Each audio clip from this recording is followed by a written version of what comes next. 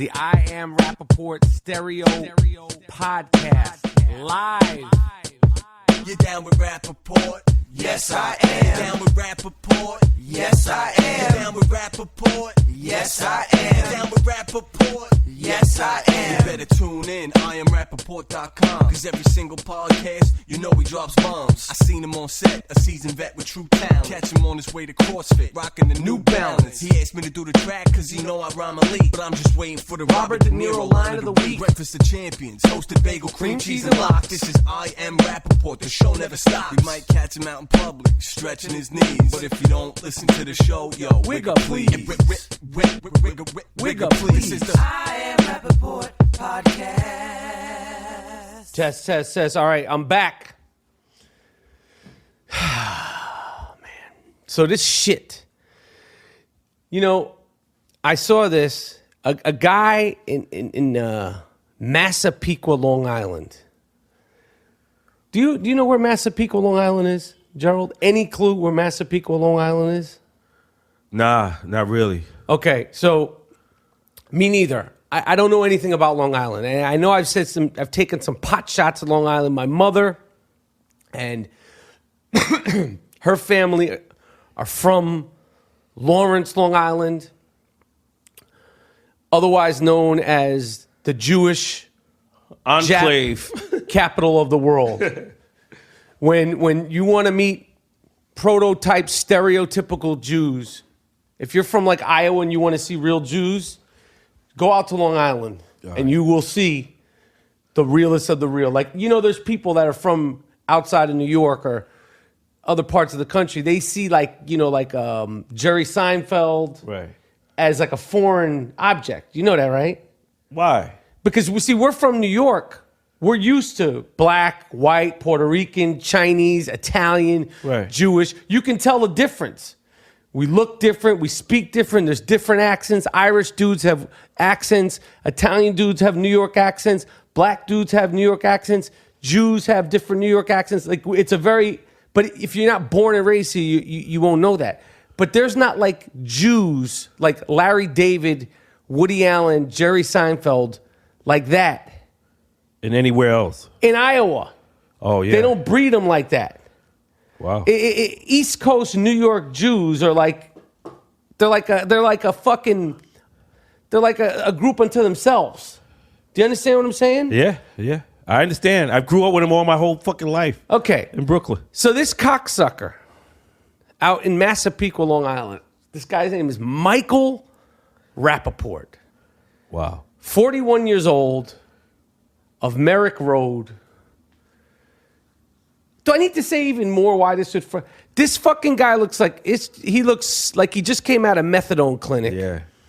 He's got a fucked up hairline. He's scary as hell looking. And he's got the same name as me. He's got blondish hair. And he got arrested attempting to pay for yogurt with counterfeit money. And his name is Michael Rapaport. And it's embarrassing to me. Because that's your fucking... That's my fucking name. That's your so government. Michael Rapaport of Massapequa, you get Wigga Please.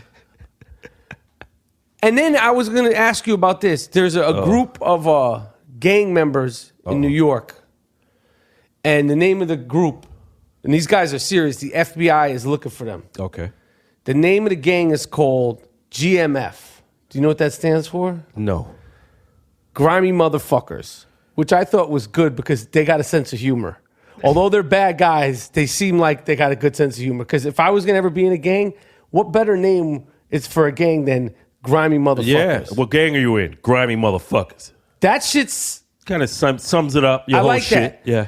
So one grimy motherfucker, and then there's I don't even say these guys' names because they look scary. Yeah. But I just wanted to say that I wanted to give a shout out to the grimy motherfuckers and say, yo, be safe. I hope you guys get your get on the right path. But I think that you guys have a good sense of humor, and I don't want any problems with the grimy motherfuckers. So I have nothing to say, my friend. About what? The grimy motherfuckers. Okay, so we're gonna move on for that. Yes. This is the I Am Rapaport podcast, and Fucking, I'm sorry to do the big old deep breath. Like I'm so tired of it. What else you got, bro? Your man, Bill Cosby. Oh, we had another chick. Well, this is not a chick. This is a dignified person. Beverly Johnson, former supermodel, came out and said he did the same bullshit we was kicking last time. Which was with what? The pills, drugging. She said she took 2 sips and she knew, like she started feeling immediately like groggy but you know, she wasn't really out. Yo, that's how he got down. Who? Little Bill. Bill fucking Cosby is, this is not no conspiracy. Too many motherfuckers, man. This is not a conspiracy. Too many motherfuckers and too many people that are not going to just go away. Beverly Johnson is a respected, credible supermodel. She's not like Janice Dickinson. Who, not to say that she's not respected, she just comes off a little wacky. Yeah. Okay? Let's just say that. Yeah, I'll give her that, yeah. But Beverly Johnson isn't going anywhere. And if you don't know, Beverly Johnson is one of the first black supermodels. Yep. When they were first doing supermodels, like when that became a thing, like Cheryl Teagues and them. She was, I don't even know who the and them is. I can't name other ones. Who the motherfuckers Christy Brinkley. Yeah. And them. Uptown Girl. That's Christy Brinkley, Yeah, right? Christy Brinkley, Uptown Girl. They should have had Lynette McKee up that motherfucker. Lynette McKee is a bad motherfucker. Look at Sparkle. Go look at Sparkle. They had the camera on her the whole movie. But she's not a I'm talking about back in the days. She's not a supermodel. She could have been. But she's not. Okay. But Beverly Johnson never shitted on nobody. Beverly Johnson never shitted on nobody. Like, yo. But she's out now to tell her story. She's just telling the truth. Like, yo, this motherfucker did this. And if you did it, you did it. That's why you're quitting and resigning from all of those things. Because if I didn't do that, if I didn't fucking give no bitches no pill. Stop. You can't say, all right, I don't condone the bitch word. All right. If I didn't give those chicks no pills. Chicks, no pills. I'd be out there front and center. Look, all these women are liars. Like, you would see me. I wouldn't resign from nowhere. Right. I'd be like, yo, she came to the crib. I'd explain every instance. And you would say what? Like specifically, like for instance? She came to the crib. Okay. And we was chilling. Okay. Right? And so you're Bill Cosby. And she wanted to see some of my work, and I was working on Fat Albert and Mushmouth and those characters, and she wanted to see what I was doing. And then, shit transpired. Man and woman in the crib alone. Okay, and then what happened, sir? At what point did you give her the drugs, Mr. Cosby? You talking about me? I'm talking about fucking Bill. No, you. I ain't giving no bitches. You said don't do that. No. I ain't giving no chicks no pills. No, but if you're Mr. Cosby and you're being questioned, you're being questioned. So no, you said you were working on you're Cosby. You said you were working on Fat Albert and Mushmouth. Yeah. Okay, so Mr. Cosby, at what point did you drug the young lady? As soon as they came in. No. We're getting off track here. We're asking me if I'm Cosby. Are you Cosby or are you? I said if I was Cosby, right? But he's gonna deny it. I would be up there saying, my point is this motherfucker Get to did the it. Fucking point, man. He did it. He did it. Everybody got the same story. Yeah, he gave me a drink. Why are you giving these women drinks? You don't have to do that. You're Bill Cosby. All you got to do is sit in the room and you don't even got to talk. This fucking guy don't even got to talk. And he should be able to freak off. They shouldn't have to be dead, though. How you going to enjoy yourself? He has a thing for dead chicks. Yeah. And moving them around. They're heavy. I don't care how small you are. Yeah, what the fuck you gonna do with them? And then they wake up and then you're just there fucking grinning and shit. Yeah, he's sick, man. What about Camille? Did you drug her? Oh shit.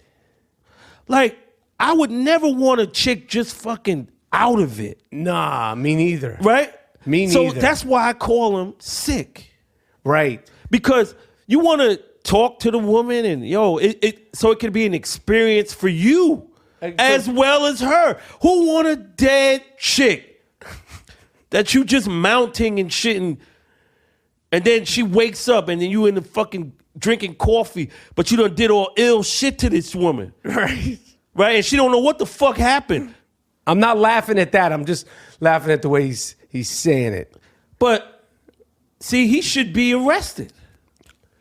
Yo, do you think Gerald Moody, my sidekick, this is the I Am Rapaport podcast, and I am in here with G. Monetti. G. Monetti. Do I need to keep saying my sidekick? I'll keep saying it until people know. And like one more episode, I'll say my sidekick. So they're like, who the fuck is G. Monetti? They gonna know in a few. He's guy's feeling himself because when we were on the street, somebody saw us together, and I guess they had heard the podcast, and they asked for a fucking picture. They said, "Where G. Monetti?" I said, "He right here. He right here." And he got a selfie taken, so now he thinks he's fucking that's it. I'm doing a little good. I'm doing better than I was. Thank you, sir. Yeah, he talking about, when I get my own show, I say, fuck you, man. Anyway, this is Michael Rapaport. This is the I Am Rapaport podcast. We've been discussing Bill Cosby. We've been discussing that situation. I mean, it's not going away. That's going to be the thing about this thing, because it's so long ago. The legal ramifications. This is just gonna go on. More chicks. This is gonna go on and on and on and on. This is a superstar. Yeah. So imagine the women I that don't know. ran through. Let's contextualize. Like, if you're younger than us, you might not understand this. In the 80s, well, first of all, in the 70s, when stand-up comedians were like held into like God status, and Bill Cosby has been famous since the 60s. Yeah. Bill Cosby is, so if you're younger than us, you're like thinking like this old guy, he was funny way back then. It wasn't that long ago. Bill Cosby's a pillar of American comedy. Yeah, American comedy and American culture. Yeah. The Cosby Show was groundbreaking in a lot. Fat Albert. Uptown Saturday. Yeah. He's enormously famous, and he's been enormously famous for a long time. As he's gotten a little older, he's pulled away because he's older. You don't see him as much. But just if you're younger than us, don't forget, Bill Cosby was in the 80s. I can't remember what year. I can't tell you what year the Cosby Show came on because we have no stats or facts on this. Yeah, we don't do none of that stuff. We don't have a computer nearby. I could be 85. What do you think it was 85, 86, 84? Okay, whatever. Okay? The Cosby Show was bigger than any show that you could ever think of. Now, you can't even reference a show that's close to being as big. Number one, man. Okay, so for this to happen, Bill Cosby's like along the lines of Michael Jackson famous. Yeah, he's on that. And for him to be on some rape shit, just so ill, it's just like, damn. But you know what? You didn't even have, that's why I say you're sick. Because you didn't even have to do that. Right. Like for me, you'd be like, yeah, I can see this motherfucker doing that. But why? Because you're just a regular guy. Because I'm just a fucking regular guy. I don't got a lot of money. Like, I can't entice you. But if I'm Bill Cosby, you know I got that cake. You know I got fucking beautiful homes. There's no need for me to give you any kind of pills. Right. Just check my whole style. And you gonna be like, yo, you gonna call, you gonna come back over. See? And he's funny too. And he's funny. He could but it's humor is the way girls say is the way to their heart. Shit. Right? That's what girls say. The majority of the time, girls will say, he makes me laugh. He makes me laugh. And he could do that. This fucking guy. That's wild. He makes me laugh. He makes me laugh. And he fucking drugs me. Fuck you. And Beverly Johnson said the shit was strong because she only took a sip and her ass was bouncing all over that motherfucker. He was giving her that gorilla. He trying to get you fucking comatose. Yo, so he can drag you around the apartment. That's that concoction they call Gorilla. It's like fucking embalming fluid and shit. And think about it.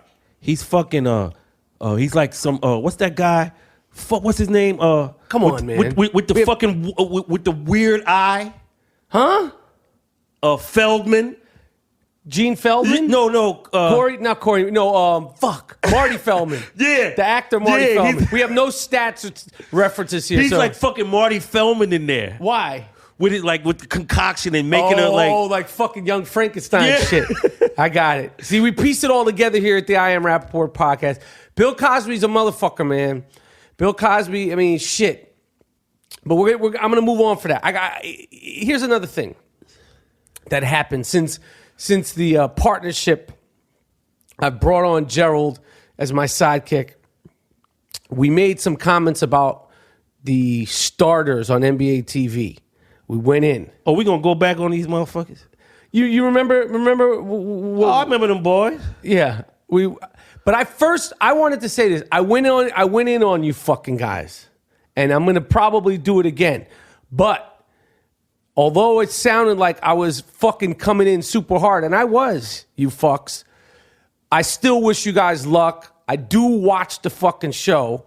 So that's a good thing. It's enough. It's good enough and interesting enough, and you guys are informed enough for me to watch the shit. And I'm an NBA TV fan and an NBA channel fan. You motherfuckers just need to tone down the fucking stat shit. All right? And I see that you said that, all right, after you felt the first thing. But in general, I wish you nothing but luck and success with the show. Me too. Yeah, you too, right? Yeah. But if you four guys want to play me and Gerald in a 2-on-2, we could fucking do that. Oh, no calls. No, in the park. We're not doing fucking it in the fouls. gym. We're gonna play that old Utah shit. Yeah, we're gonna play Brooklyn 2-on-2, and there's no cameras. We'll bet money to go to charity. Yep. And we'll bust that ass. You could bring all four. You guys could sub. We'll bust that ass. And bring that Australian motherfucker too. We want getting his ass too.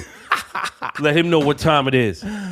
Oh shit! But we're doing it in the park, and there's no cameras because that way, if there's cameras there, then it's a different. Yeah, we're gonna do some Metal Lark Lemon shit on y'all. Yeah, it's gonna be no. We're not gonna do that. So they're not gonna know who G Monetti is. You could be anybody. You could be a ringer. I could be bringing a ringer to this shit. Listen, bring them cats. We're going to play them 2-on-2. BRC. We'll do it in Brooklyn at the BRC. If you ball players, you know what time it is. BRC, Brooklyn, New York City, Brownsville. Let's do it for charity. What's the address? The money goes to the BRC. Money goes to the BRC. Linden Boulevard. Yep. You'll hear it. Just look up Brownsville Recreation Center. Yes. But it'll be a friendly, fun game. But it'll be physical. I'm going to tell you that now. Oh, no doubt. It's going to be physical. Mike Tyson comes from that neighborhood. Pearl, Washington, Riddick Bowe, Shannon Briggs. Listen, I'll tell you this. Let's talk about New York basketball. West 4th Street is always considered the epicenter of street ball in New York City. And because it is very well respected, and the location is prime, and everything about it is unique. The court is small, it's gated, it's right on fucking 6th Avenue. It's going to be the most famous park. But I will tell you for myself, and I don't give a fuck what you saw on Rock and Jock or what the fuck you saw on the Celebrity Game. I played ball with some real motherfuckers and some really, really good basketball players, and all over. I competed, so you could kiss my fucking ass with that Rock and Jock shit. I didn't do good on Rock and Jock. Yeah, you wasn't representing, son. I didn't do shit.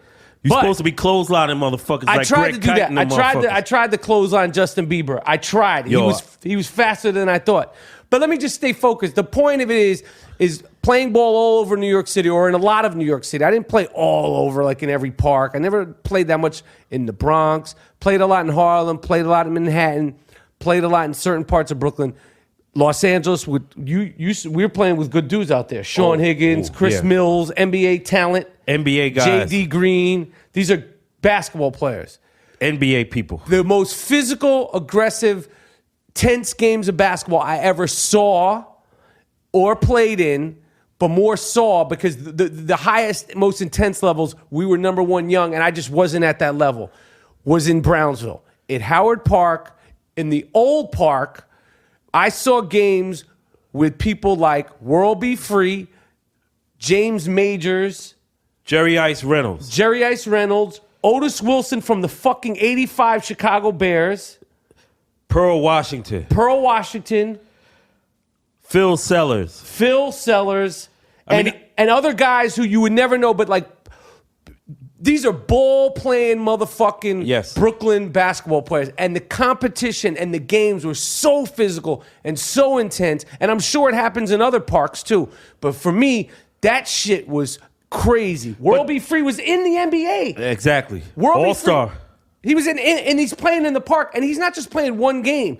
They're playing over and over and over and over. Like, there's no breaks in between the games. Like, it's like a minute, 90 seconds. I'd say 5 minutes max. You don't sit down. There's no Gatorade. And the games are fucking hard.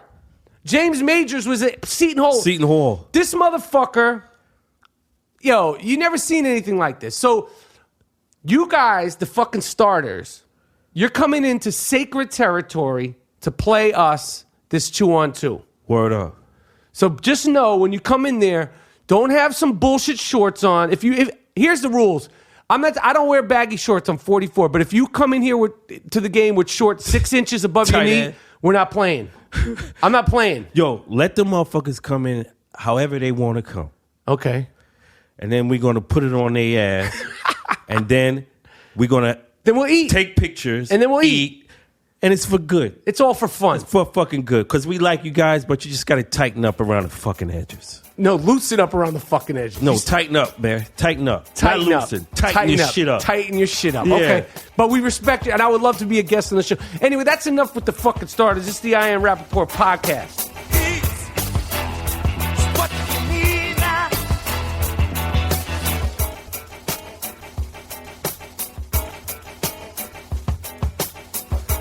All right. Okay, this is Michael Rapaport, and we're back with more from the I Am Rapaport podcast.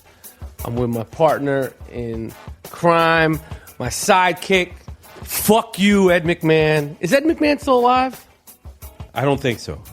I saw him in Slaughter with Jim Brown in '73. I don't know. The movie. I know. But is he? He's not still. You don't know if he's still. We don't have. This is not a fact-based show. Yeah. I want to make that clear. Yeah, we don't fucking search for no facts. We fucking just say, like you would say to your man on the street, yo, is that motherfucker alive? Nah, I don't know. All right, go ahead. Nah, I don't know. Yeah. So that could be either or. Anyway, so I'm here with my partner, G Moody, a.k.a. the Black Ed McMahon. Black McMahon. Word. Right? That's good. Yeah. And if you guys missed the last I Am Rapaport podcast, I introduced my sidekick, my partner in crime, partner in rhyme. My friend since 1982. We met. He's from the Brownsville section of Brooklyn. I am from the east side of Manhattan. Upper East Side. Upper East Side of Manhattan. Isn't that crazy? Isn't that crazy? We met, and we'll get into all the interesting follies that we've been throughout the years. But he has a point of view. I have a point of view, and I'm bringing him in because, as far as I'm concerned, a lot of sidekicks in the people. Mad corny, man. Yeah. So Gerald thinks, and I think, I can one up them guys. I can fucking 10 up those fucking guys. All of them. Even though you don't know their fucking names. All of them. Fuck them. I'm the guy. So, a couple of days ago, they're talking about a couple of teams picking up Ray Rice going into week 15 and 16 in the NFL. The season's coming to a close. Teams need to make the playoffs. Teams are getting ready to make their runs in the playoffs. It's been whispers that the Chargers might pick him up. I think Ray Rice, you need to be wary of. Why? Because if you fucking examine that video, Yeah. the way he fucking showed no concern after he hooked off on his fucking girl in the elevator. After he knocked her out, if I would have fucking knocked my fucking girl out, right? I would be, you would see my hand, you see my hands on my head, and I'd be like, oh fuck, what happened? I'd be walking around in circles. Scared. Panicked. The video tells you that this is commonplace. Like, He's like, oh fuck, again? yeah. Get up. Yeah, that's what it is. I would be, Last time I hit you with a 2-piece, you didn't get knocked out. that's what it looked like. And he didn't show any concern, because if you did that and you see the woman not moving, you'd be in I'd panic. be fucking nervous. You'd be in panic mode. This has happened before. And he dragged her out. Right. And she knows it, and she's covering up for this guy because he's the fucking gravy train, right? He's the fucking guy that makes all the money, right? Right. So you got to be in front of Roger Goodell. Oh, no, Ray is fucking, he's okay. He's great, But you know the deal. See, you know this guy is a monster. So you don't think that Ray Rice should be let back into the NFL, or you do, but watch out for him? Well, you got to think as an owner, Ray Rice, you got to give him a fucking chance. It's a business. Like, if he can help your team and you're fucking on the threshold, maybe, in the playoffs, take the fucking hit. You're there to win. If you're an owner, would you put Ray Rice on your team or Michael Sam on your team? Now, they're two different positions, but if you had to sign one as a business move, who would you sign? I get Michael Sam because I want the gay money. What do you mean? I want the gay population. They would love to have a gay motherfucker playing football. Right. There's somebody they can get behind. Not the views expressed by Michael Rapaport and the I Am Rapaport podcast. We let people speak freely and openly in here. G. Moody is my partner, but we do not always share the same points of views. Okay, let's stick to Ray Rice. So Ray Rice, he's circling back to get back in the league by the end of this season. It's been a long, tumultuous season. Now they have domestic abuse, they got spousal all this abuse, commercials, and I don't like that shit. I think they should have fucking Ray Rice up there. He should be doing. Ray Rice should be the fucking guy where they have the parade of athletes and they're just like not saying anything. Well, Ray, what the fuck you got to say? Yeah, you should be doing. Show the tape and then you fucking analyze it. Right. Oh, I did this because don't have it. You should be. Here we go. Here we go right here. As a condition of your employment to my team, you're gonna do all the PSAs. You. Like, you got these fucking guys out here talking about they not saying anything. We're gonna fucking have you up there. And saying what? Imaginary. Like, what would you have him say? I would have him say, don't fuck with me.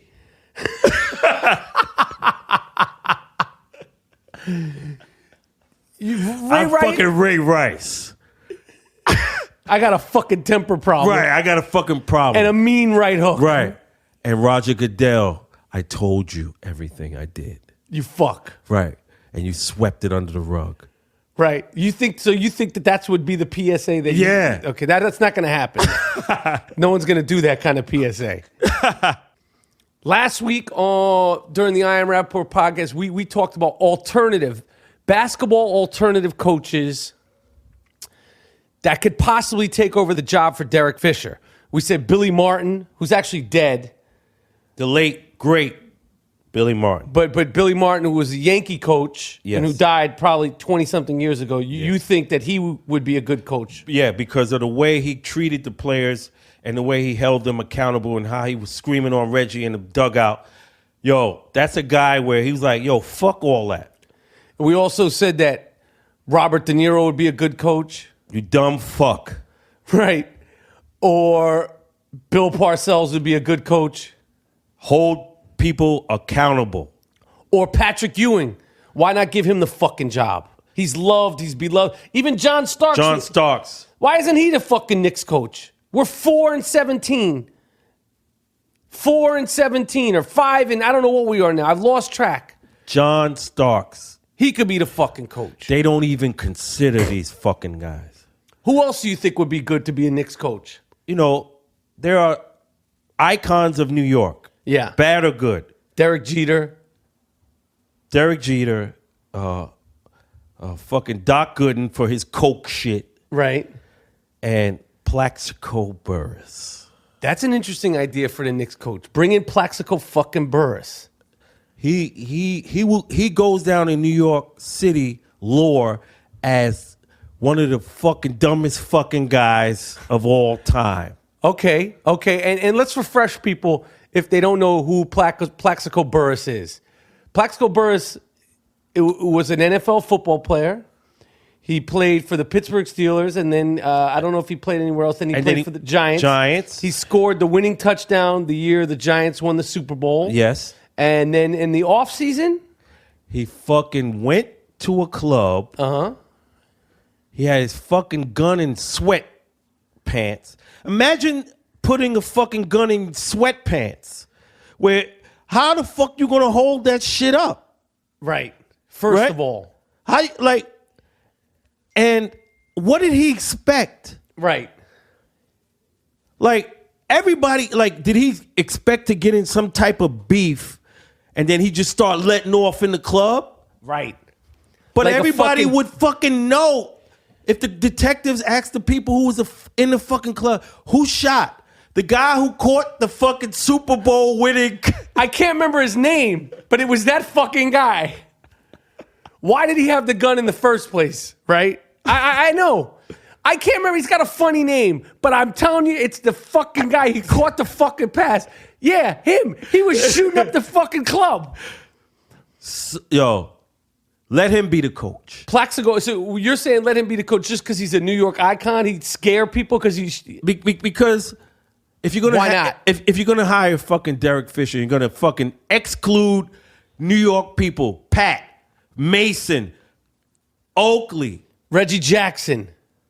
Reggie. If you're going to exclude all those... Mark fucking Gastineau would be a good coach for the Knicks. Joe Klecko. You might as well fucking put anybody if you're going to have him. Phil Jackson, why not just coach? Just coach, Phil. Just coach for your swan song and just go out.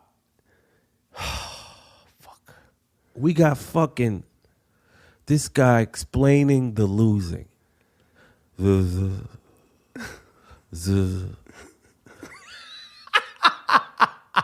That's not what we're used to out here, man.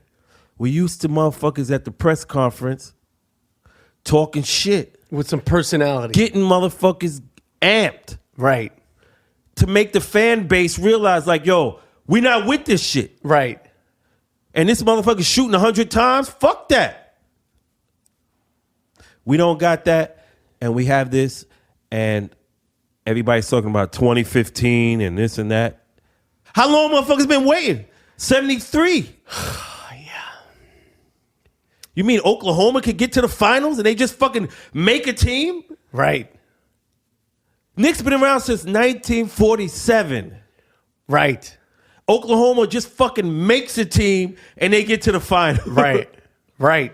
Right. That's fucked up. And Jock Vaughn is a head coach. Is he a head coach? Yeah. For what team? Well, he's fucking Orlando or Utah. Orlando. Who the fuck is Jock Vaughn? How is he a head coach? How did he bypass all the fucking shit that you have to do? How did he get that position where Pat Ewing is a 50? He's one of the top 50, and he put his work in. Jock Vaughn just fucking retired. Pat Ewing, I don't want to see you holding a clipboard in Charlotte anymore. Take your fucking ass, go to Jamaica. You're from there, and shut it down.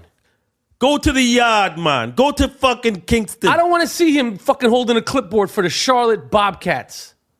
Taking stats for Born Ready and those guys. It doesn't.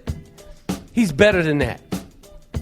That's my Knicks segment for this week on the I Am Rapaport podcast. And I'll be right back with some new shit.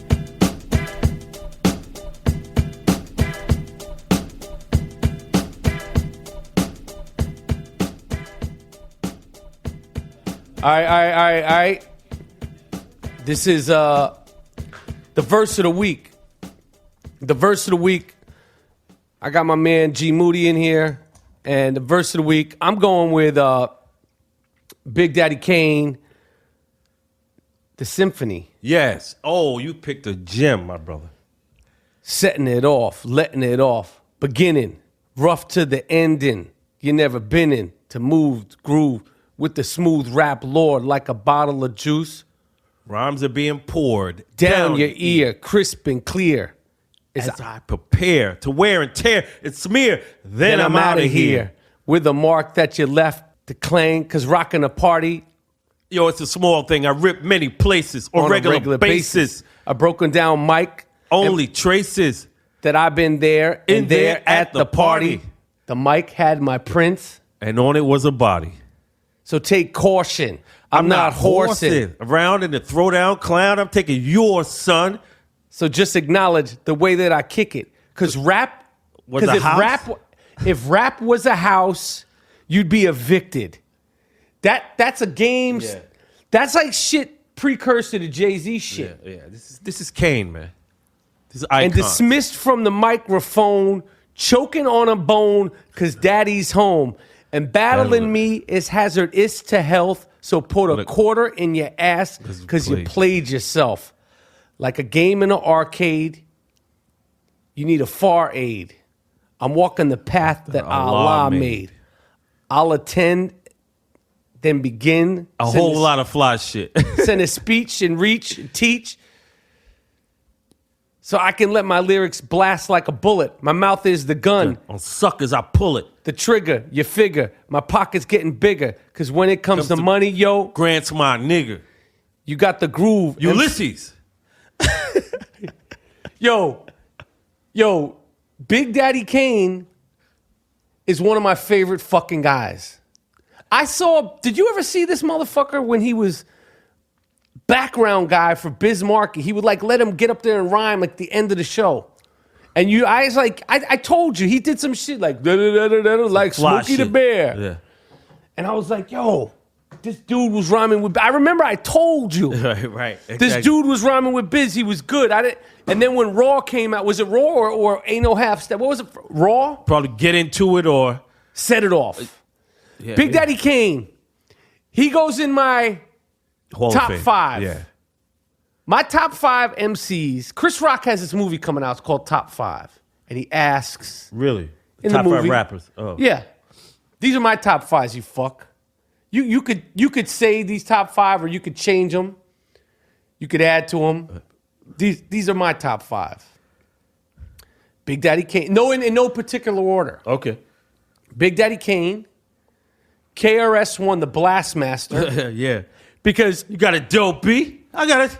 Yo, KRS-One was on that shit. He was on that MC. Like he really, the styles of flipping. Like he rocking all that. All that shit. All that. He got to be up there. Rakim, who, if you didn't hear me talk about this a few podcasts ago, I just got to meet.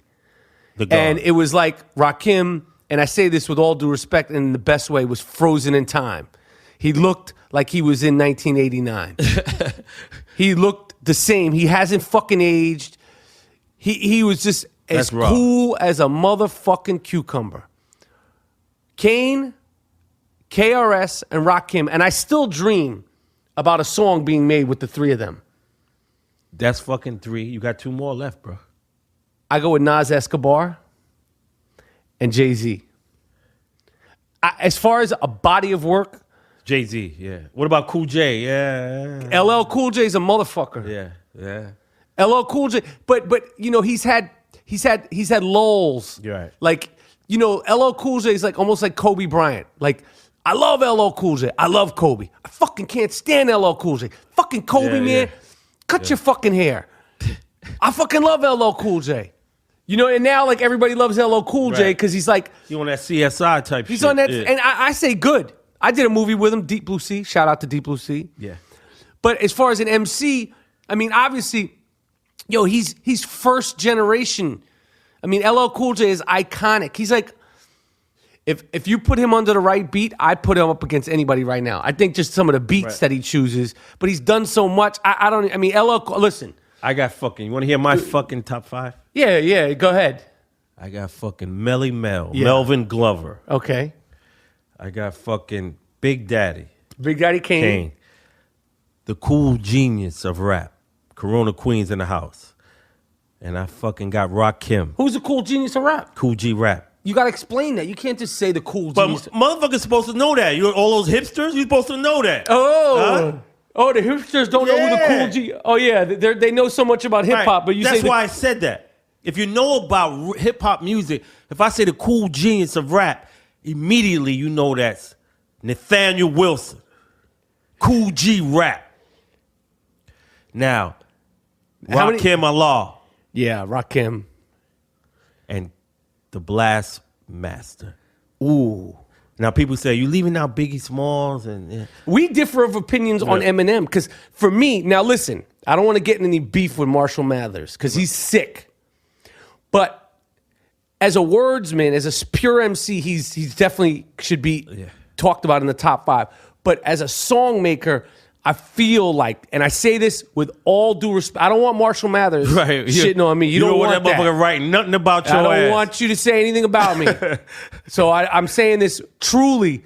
Your top. Eminem is a motherfucker. He's a motherfucker. Yeah. I say you're a motherfucker. He's a hip hop Hall of Famer. Give him that. But I feel like some of the beats that he chooses are more bigger and broader than pure hip hop. And I would like to see, and I say this with all due respect, Eminem just do a straight boom bap hip hop album with Pete Rock and fucking Premier, Large Professor, fucking the Ninth Wonder, yeah. Q-Tip could do some beats. Do that shit like Nas did when he came out. Please do it. Please Word. do it. Because if Eminem did it, because of his popularity, he could change the course of what these young fuckers are doing in hip-hop. Yeah, that bullshit, yo. We don't have to name names, but that bullshit. That bullshit. A lot of what's going on now is bullshit. But so Eminem, I don't want any problems with you. I've never met you. I'm a humongous fan. You are the baddest motherfucker, man. You're one of the baddest motherfuckers. Yeah. I'm just saying, I want to hear the beats. He knows what I'm talking about. Boom bap. Boom bap music. Boom bap sound. So if you had to do a 6th guy in your top 5, and it couldn't be someone from my list, who would it be? So this is who we have lingering around. Ghostface. We have Busta Rhymes. We have Eminem. Didn't make your list. Eminem. I have to. Yo, he said. Yo, he kicks a lot of fly shit, man. Yeah, his lyrics is fly, yo. Eminem is a motherfucker. Yo, like that's that clever rap shit. That's what it's about for me. Yeah. So like, Eminem would be your. Just answer. Long story short, here, buddy. Long story short. Eminem. And who would be your 7th man? You get one more. Finesse. Ooh, Lord Finesse. Over Ghostini. Yeah, Finesse been out since '89, yo. He's one of the fucking stalwarts. I was asked this question once. If you had to do crew, Digging in the Crates crew, DITC, verse Native Tongues.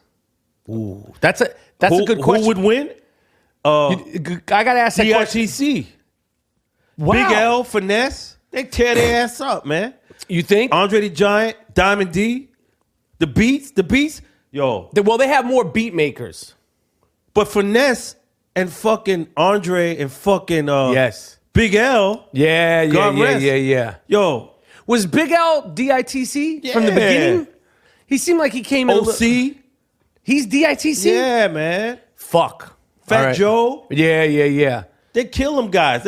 They be on that old peace shit and all that old Daisy Age and all that. So you're saying you're going with DITC? Harlem Bronx shit, yo. I'm just asking, man. I'm not looking for a fight. You're getting like you want to take me out. No, we're not with all of that Daisy Age. We with fucking Harlem Bronx. Okay. All right. Just fucking asking. So your answer is you go with DITC over Native Tongues crew. Native Tongues, Jungle Brothers, De La, Tribe, Chi Ali, Latifah, Moni. No, Latifah's fucking flavor unit. No, she's native.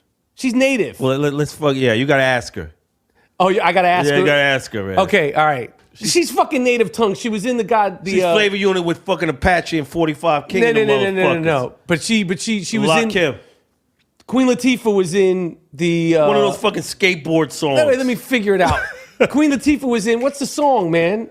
Buddy. Queen Latifah was in the Buddy video. Okay. So she's Daisy age. I'm not with all that Daisy shit. We with that fucking Bronx shit. Okay, you're with that Timberland boots and army suits. And jail suits. And jail suits. Yeah. All Timberland right. boots and jail suits. Okay. All right, so that's a good question. Who would you pick? DITC or Native Tongues? If there was a battle, you put the body of work. That's the question of the week. Who would you pick? DITC or Native Tongues? I didn't originate that question, but I'm re-asking it. Yeah. Scoop Jackson asked me that question. I was like, Scoop, that's a good fucking question. DITC. All right. Every fucking body knows that. We're going to let the people decide. You shut the fuck up.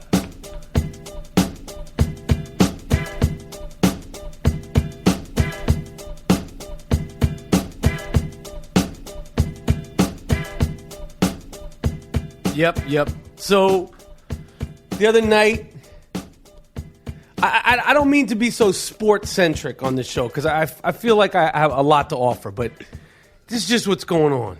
The other night, the Knicks were playing the Portland Trail Blazers. The Knicks games are filled with celebrities. You see guys like, everybody's been there. Howard Stern, Ben Stiller, Jerry Seinfeld, Leonardo, the biggest of the biggest of the biggest celebrities. You'll even catch me there. Yes. Game the other night. This is such an uncommon thing. Regular season game. Who the fuck shows up to watch the Knicks game? He's not playing. LeBron James. Listen, motherfucker. First of all, we don't need your pity.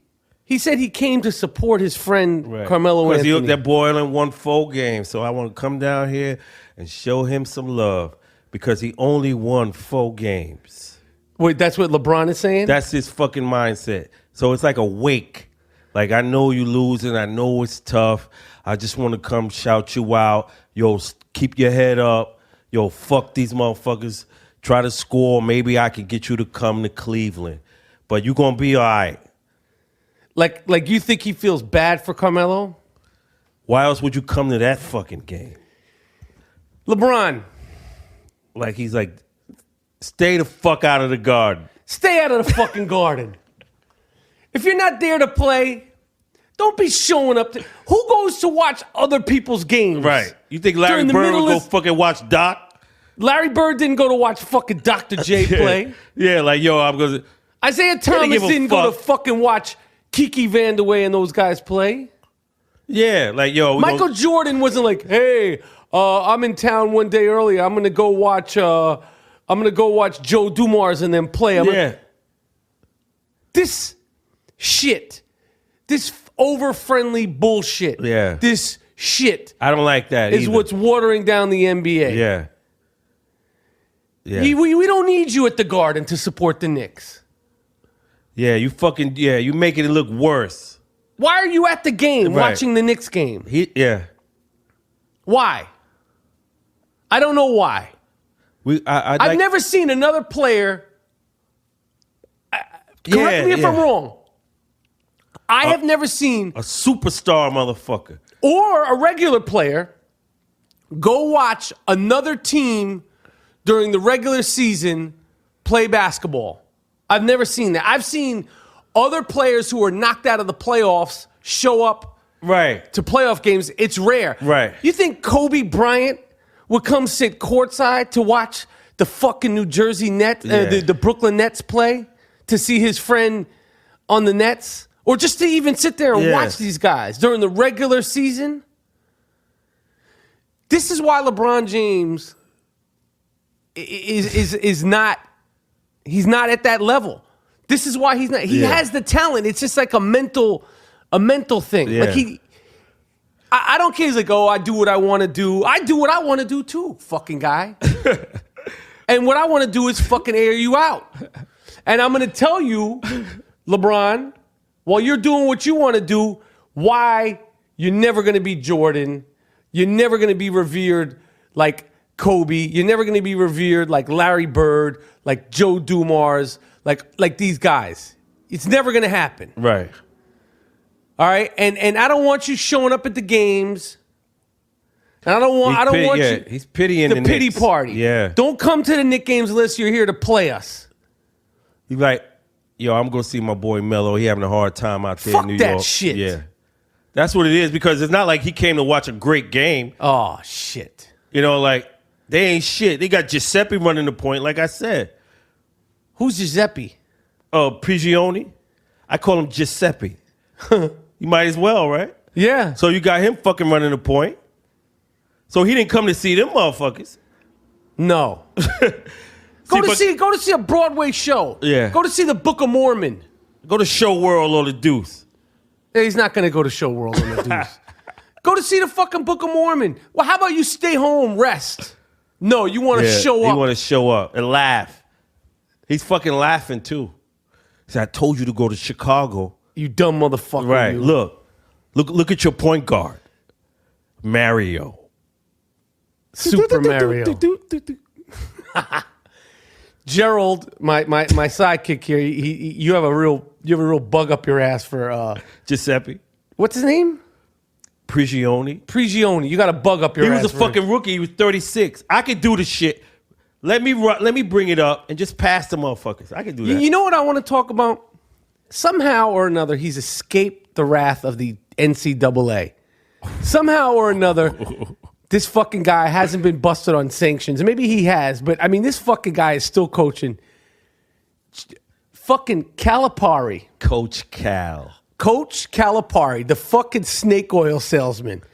This fucking greaseball shows up to the games in pinstripe suits. Some gangster shit.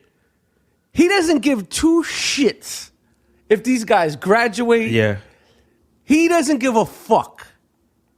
He gets these guys, they're 33 years old, coming in as freshmen. Yeah, that's why I saw in an interview, Calipari was like, you think John Wall, you know how old he was when I first had him? He was 26. I got him out of high school. He was 26 years old. We forged his birth certificate. I had him. I had fucking Boogie Cousins. Yeah. Boogie Cousins was 30. He's a freshman. I take the SATs for these fucking guys in blackface. I take the SATs for these fucking guys. I've never been caught. I don't give a fuck how old they are. I got a 13-year-old this year. He's a freshman. I don't give a shit. Coach Calipari is a fucking scoundrel. Yeah. He's going to give two shits about, I don't know how the NCAA, I think he's like, I'm not paying you. You know what it is over here. Yeah. I'll take your fucking test for you. You don't have to go to class.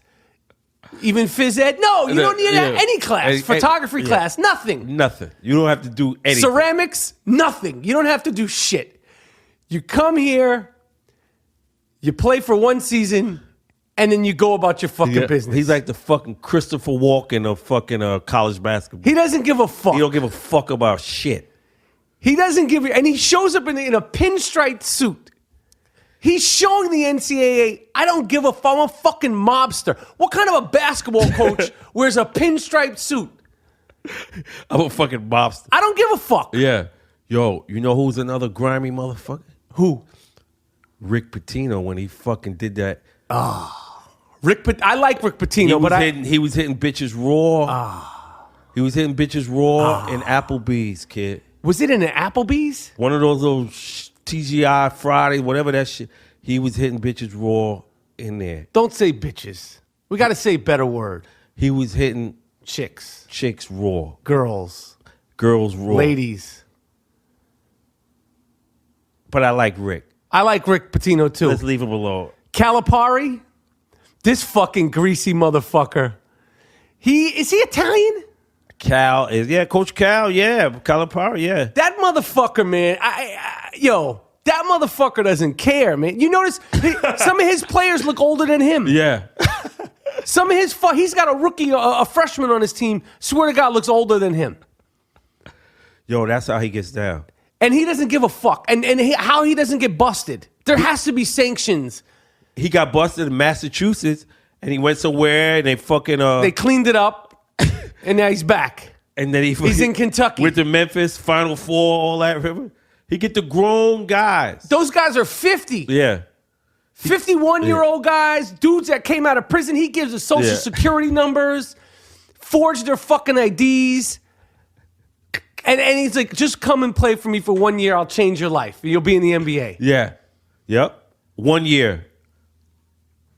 That's all he asked. John Wall was fucking 26 when he was a freshman at Kentucky. John Wall's about 40 right now. Yeah, he's 40. Yeah. You don't let that shit fool you. Don't let that shit fool you. Coach Cal is a motherfucker. This is the I Am Rapaport podcast, and we'll be right back after this.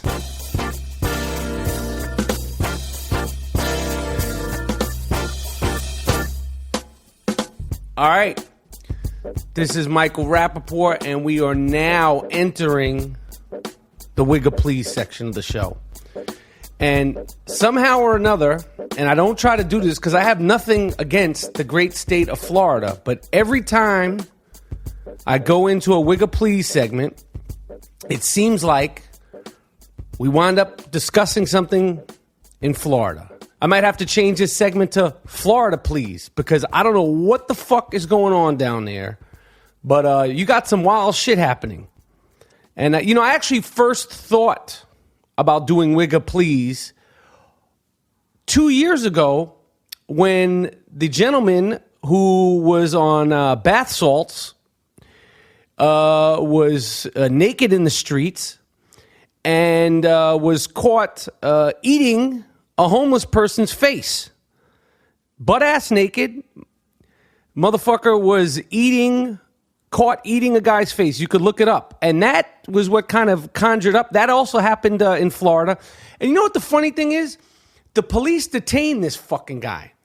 Now, if you're ever going to shoot a guy on sight, I'm not saying you should ever do that kind of shit. But if I see a naked guy eating a motherfucker's face in the street, that'd be the guy I'd at least shoot him in the ass. Like, I don't want to break that up. I don't want to stop that. Like, he needs to get, like, at least one in the ass. But that kind of behavior in Florida is what sort of conjured up the now infamous Wigga Please section.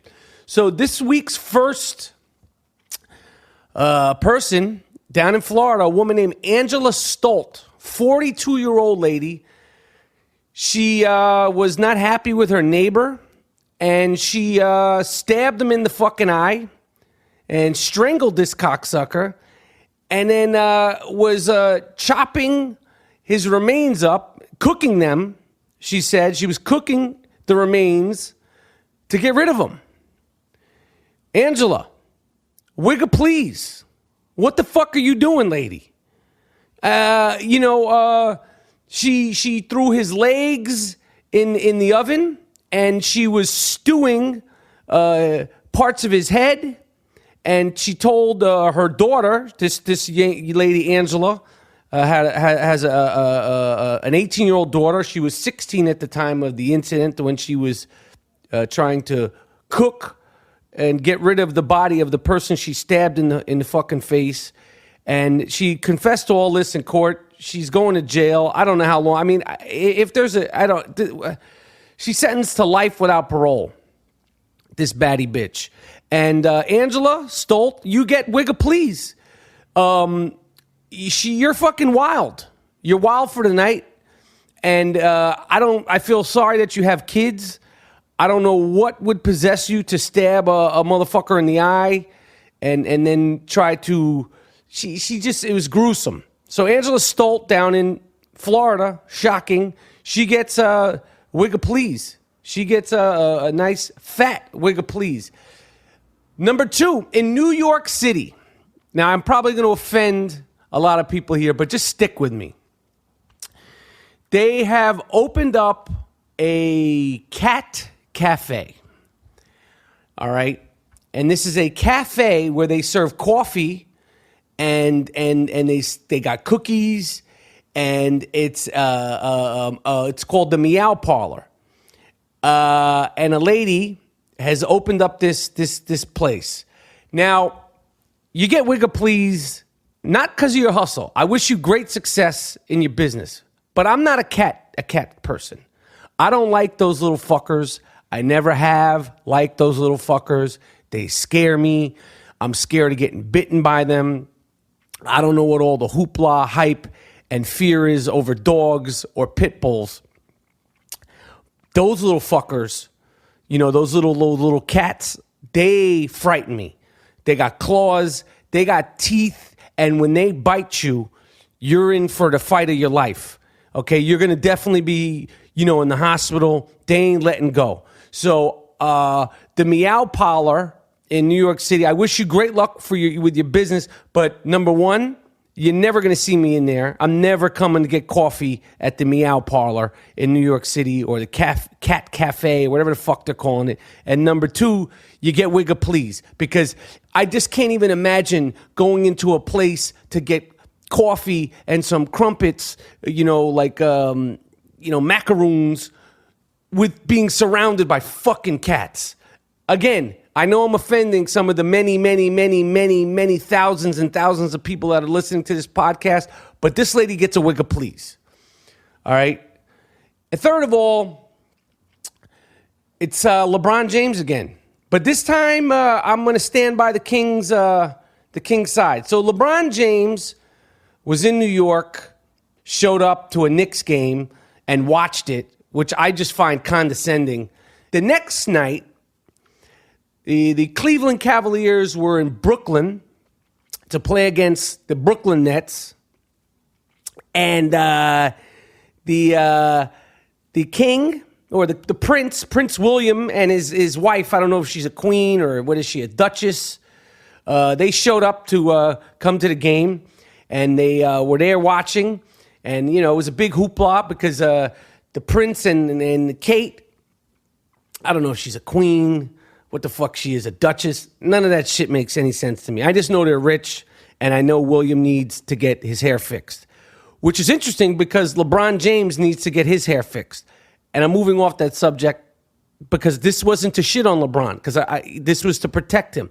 But after the game, there's a photo of Prince William, the Duke of Cambridge, and Kate Middleton, the Duchess of Cambridge, and LeBron, the king, the so-called king of the NBA. And LeBron, it's after the game, is sweating the way one should sweat after the game. But this fucking guy is sweating through his shirt. Listen, that's what happens when you play a game. I work out, I sweat. I mean, I don't work out anywhere as intense as LeBron. Nonetheless, there's a picture that has been circulating of LeBron with his sweaty-ass T-shirt and his arm around Kate Middleton. And there's a whole fucking hoopla, and it's not royal protocol, and it's offensive. And I saw that fucking snide, uppity fuck Piers Morgan saying his big hand around the Duchess, and we know what you're saying. And apparently he offended the royal people, the Queen, the Duchess, her whole crew, because you're not supposed to touch a queen or a queen-to-be or whatever the fuck she is. So, Kate Middleton, listen, you get a Wigga Please. And whoever made the rules for the royal people, you get a Wigga Please. She wanted to take a picture with Bron, and William's standing there, and he put his arm around her, and everybody's flipping the fuck out. Wigga Please. She shouldn't have asked for the picture, or she should have said, oh, you don't do that. She didn't have the balls to tell Bron, oh, you can't touch me because I'm the queen, or I'm the duchess, or I'm the queen's, heir. I don't know what again. But I don't like this. And now it's a big fucking deal. It's in bad taste that he did this and blah, blah, blah, blah, blah, blah, blah. Wigga motherfucking please. All right? You wanted to take a selfie with the king, LeBron? and he put his sweaty arm around you. I don't see anything wrong with that. See, LeBron, I don't always shit on you. You know, I stood up for you this time, LeBron, so I want you to take note of that if I ever see you and, you know, you're like, oh, you say all this craziness to me. I stood up for you this time, all right? That's it. That's Wigga Please for this week. You know, don't ever try to steal the Wigga Please saying, the statement. It's trademarked. I trademarked the shit, okay? I own the rights to Wigga Please. So don't try to fuck around with me, because if you do, Wigga Please.